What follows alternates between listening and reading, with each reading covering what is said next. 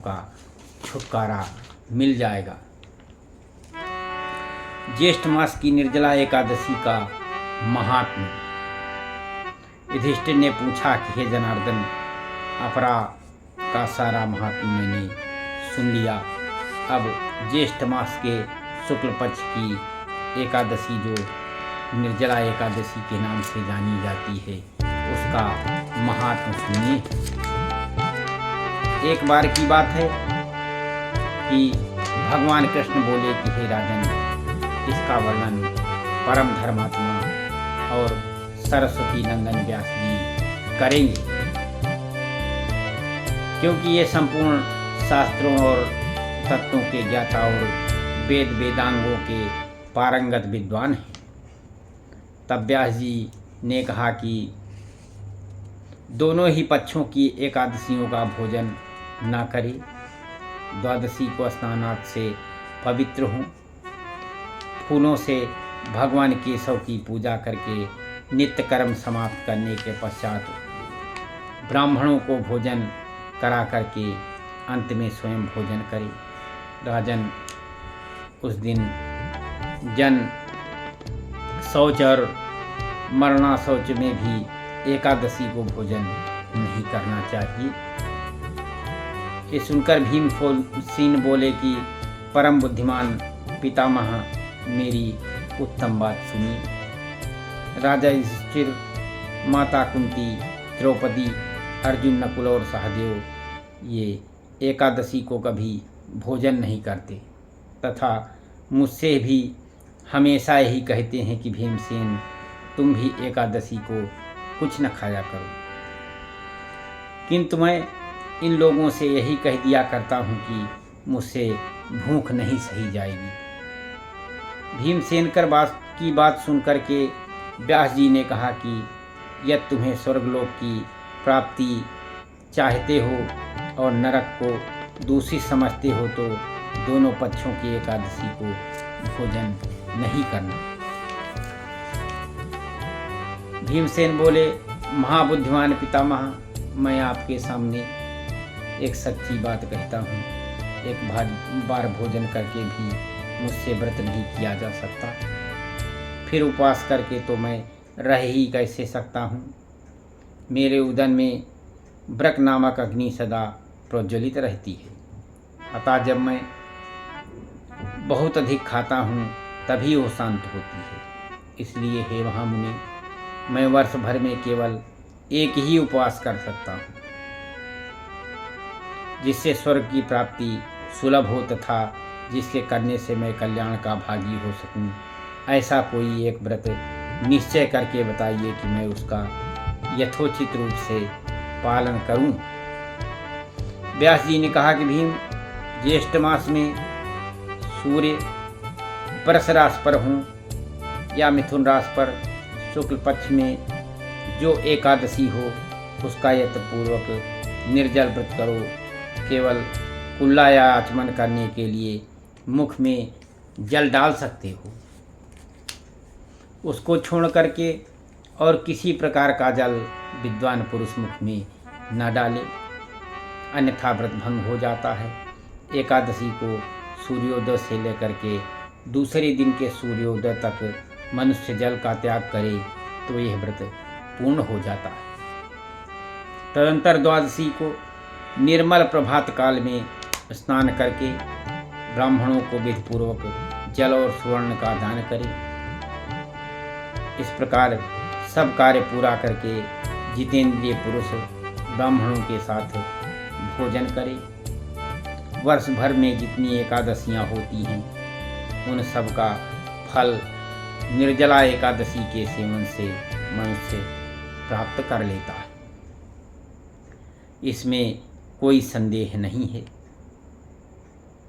शंख चक्र और गदा धारण करने वाले भगवान केशव ने मुझसे कहा था कि यदि मानव सबको छोड़ करके एकमात्र हमारी शरण में आ जाए और एकादशी को निराहार रह करके वो व्रत करे तो वो सब पापों से छूट जाता है।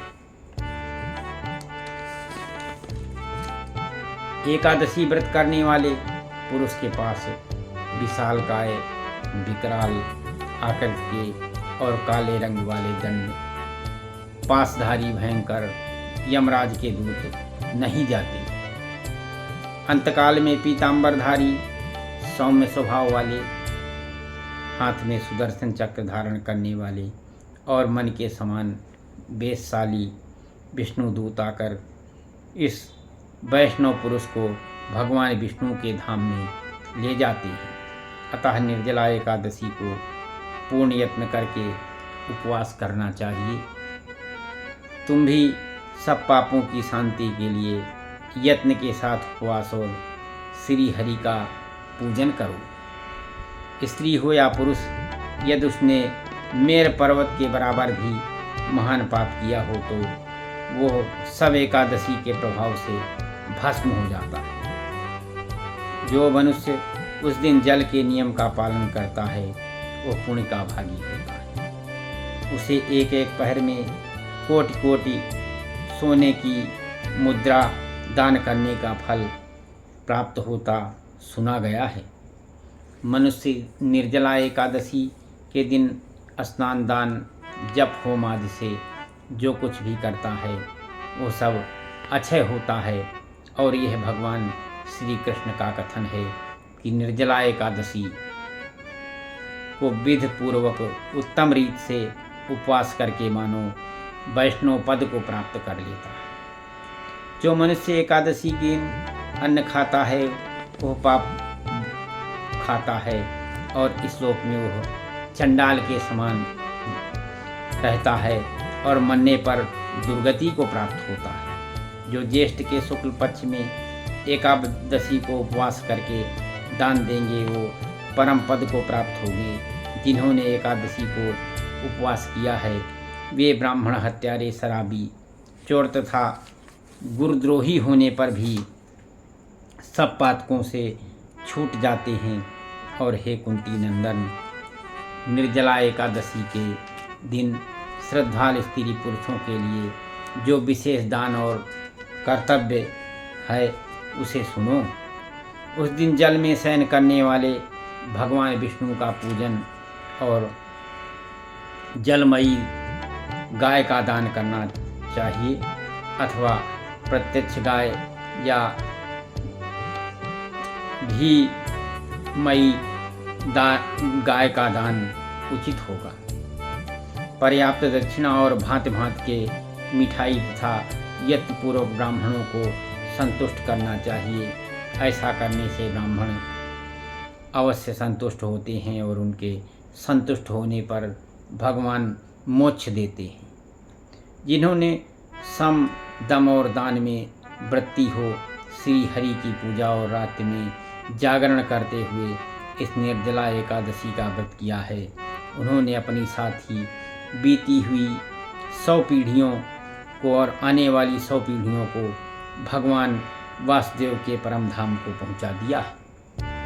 निर्जला एकादशी के दिन अन्न, वस्त्र, गौजल, सैया, सुंदर आसन, कमंडल तथा छाता दान करना चाहिए। जो श्रेष्ठ एवं सुपात्र ब्राह्मणों को जूता दान करता है वो सोने के विमान पर बैठकर स्वर्गलोक में प्रतिष्ठित होता है। जो इस एकादशी की महिमा को भक्तिपूर्वक सुनता तथा जो भक्तिपूर्वक उसका वर्णन करता है वे दोनों स्वर्गलोक को जाते हैं। चतुर्दशी युक्त अमावस्या को सूर्य ग्रहण के समय श्राद्ध करके मनुष्य जिस फल को प्राप्त करता है वही इस के श्रवण से भी प्राप्त होता है। पहले दंत धावन करके यह नियम लेना चाहिए कि मैं भगवान केशव की प्रसन्नता के लिए एकादशी को निराहार रहकर का आत्मन के सिवा दूसरे जल का भी त्याग करूँगा। द्वादशी को देव देवेश्वर भगवान विष्णु का पूजन करना चाहिए। गंध, धूप, पुष्प और सुंदर वस्त्र से विधिपूर्वक पूजन करके जल का घड़ा संकल्पित करते हुए निम्नांकित मंत्र का उच्चारण करें कि देव देव हृषिकेश संसार अवतारकः उद्कुंभः प्रदानेन नए माम परमाम गति। संसार सागर से तारने वाले देव ऋषिकेश इस जल के घड़े का दान करने से आप मुझे परम गति की प्राप्ति कराइए। भीमसेन ज्येष्ठ मास में शुक्ल पक्ष को जो शुभ एकादशी होती है उसका निर्जल व्रत करना चाहिए तथा उस दिन शेष ब्राह्मणों को शक्कर के साथ जल के घड़े दान करने चाहिए। ऐसा करने से मनुष्य भगवान विष्णु के समीप पहुँच करके आनंद का अनुभव करता है।